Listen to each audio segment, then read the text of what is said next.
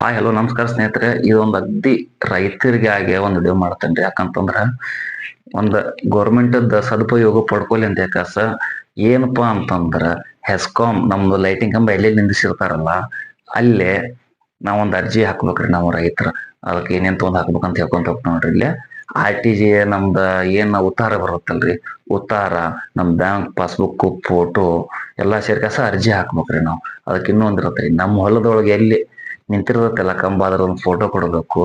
ಇದು ಯಾರಿಗೂ ಗೊತ್ತಿಲ್ರಿ. ಆಲ್ಮೋಸ್ಟ್ ಗೊತ್ತಿದ್ದವ್ರೆಲ್ಲ ತಗೋತಾರೋ, ಗೊತ್ತಿಲ್ದವ್ರು ಇನ್ನೂ ಮಾಡಿಲ್ಲ. ನೀವು ಕೆಲಸ ಮಾಡ್ರಿ ಅಂತ ಹೇಳ್ತಾವಿ. ಯಾಕಂತಂದ್ರೆ ಇದು ಎಷ್ಟೆಷ್ಟು ಅಮೌಂಟ್ ಬರುತ್ತೆ ಅಂತ ಹೇಳ್ತಾವ ನೋಡ್ರಿ. ಇಲ್ಲಿ ಫಸ್ಟ್ನೇಕನ ಸಬ್ಸಿಡಿ ಅಂತ ಕಾಸ 10,000 ರೂಪಾಯಿ ಅವ್ರು ನಮ್ಮ ಅಕೌಂಟಿಗೆ ಹಾಕ್ತಾರೋ. ಆಮೇಲೆ ಪ್ರತಿ ತಿಂಗಳದಂತೆ 2,000 ರಿಂದ 5,000 ಸಣ್ಣ ಲೈಟಿಂಗ್ ನಿಂತ 2,000 ಹಾಕ್ತಾರ. ದೊಡ್ಡ ಲೈಟಿಂಗ್ ಅಂತೆ ಕಾಸ ಜೆ ಮಗು ಆಗುವಂತೆ ಕಾಸ ಅಂತಾರಲ್ಲ, ಹಂಗ ದೊಡ್ಡ ಲೈಟಿಂಗ್ ಇದ್ರೆ 5,000. ಮತ್ತೆ ಗುತ್ತಿಗೆ ಆಧಾರದ ಮೇಲೆ ನಾವು ಏನ್ರ ಇಲ್ಲ ಅಂತ ಕಾಸನ್ನ ಇಷ್ಟು ವರ್ಷ ಮಾಡ್ಬೇಕಂತ ಇರುತ್ತಲ್ಲ, ಅಲ್ಲಿ 5,000 ರಿಂದ 10,000 ಕೊಡ್ತಾರ್ರಿ ಅವ್ರು. ಯಾರು ಗೌರ್ಮೆಂಟ್ ಅವ್ರು.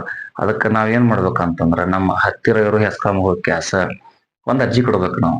ಇಲ್ಲ ನಮ್ಮ ಹೊಲದೊಳಗೆ ಹಿಂಗ ಕಂಬ ಐತಿ, ನಮ್ಗೆ ಬಾಳ ಲಾಸ್ ಆಗತೈತಿ, ನೀವು ಇದ್ರದೊಂದ್ ಏನ್ ಕೊಡ್ರಿ ಅಂತ ಕಾಸ. ಆಲ್ಮೋಸ್ಟ್ ಅದೆಲ್ಲ ಗೌರ್ಮೆಂಟ್ ಒಳಗ ಐತಿ. ಅದಕ್ಕೆ ನಾವು ಇಲ್ಲ ಲಾಸ್ ಆಗತ್ರಿ, ನಮ್ಗೆ ಇದ್ರ ಪರಿಹಾರ ಕೊಡ್ರಿ ಅಂತ ಅರ್ಜಿ ಕೊಟ್ರ ಪ್ರತಿ ತಿಂಗಳು 2,000 ರಿಂದ 5,000 ನಮ್ಮ ಅಕೌಂಟಿಗೆ ಬರ್ತೈತ್ರಿ.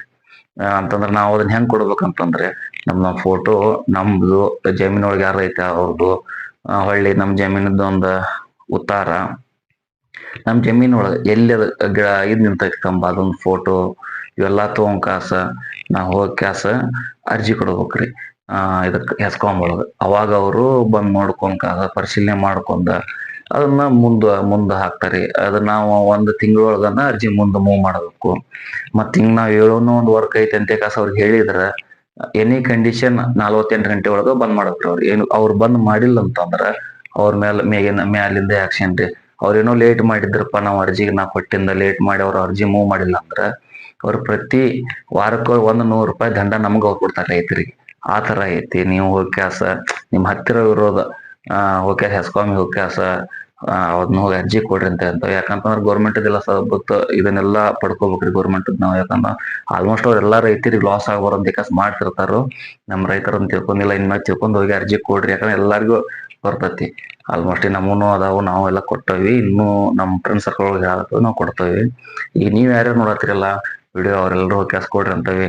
ಈಗ ನಮ್ ರೈತರಿಗೆ ಎಲ್ಲಾರ್ಗು ಮುಟ್ಟುವರೆಗೂ ಸ್ವಲ್ಪ ಶೇರ್ ಮಾಡಿ ನೀವೆಲ್ಲಾರು ಅರ್ಜಿ ಹಾಕ್ರಿ. ನೀವು ಗೌರ್ಮೆಂಟ್ ಇಂದ ಸಹಾಯ ತಗೋರಿ. ಯಾಕಂತಂದ್ರೆ ನಮ್ ಹೊಲದೊಳಗ ಸ್ವಲ್ಪ ಅನಾನುಕೂಲ ಆಗ್ತತ್ರಿ. ನಮ್ ಲೈಟಿಂಗ್ ಕಂಬಿದ್ರೆ ಎತ್ತುಗಳು ಹೋಗ್ಲಿ, ದನಗಳು ಅದ್ರ ಜಾಗ ಬಿಟ್ಟು ಕಾಸ ನಾವು ಬಿತ್ತನೆ ಮಾಡ್ಬೇಕು. ದೊಡ್ಡ ಲೈಟಿಂಗ್ ಕಂಬಿದ್ರೆ 3 ಗಂಟೆ 2 ಗಂಟೆ ಲಾಸ್ ಆಗಿಬಿಡ್ತೈತಿ. ಆ ಕಾರಣಕ್ಕ ನಮ್ ರೈತರಿಗೆಲ್ಲ ಹೋಗ್ಲಿ ಇದು ವಿಡಿಯೋ. ಸ್ವಲ್ಪ ಎಲ್ಲಾರ್ಗು ಹೋಗೋ ಮಟ್ಟ ಶೇರ್ ಮಾಡ್ರಿ. ಹಂಗ ನಿಮ್ಗೆ ಇದು ವಿಡಿಯೋ ಇಷ್ಟ ಆದ್ರೂ ಶೇರ್ ಮಾಡ್ರಿ. ಹಂಗ ಮತ್ತು ಲೈಕ್ ಮಾಡ್ರಿ, ಕಮೆಂಟ್ ಮಾಡಿ, ಸಬ್ಸ್ಕ್ರೈಬ್ ಮಾಡ್ಕೋರಿ.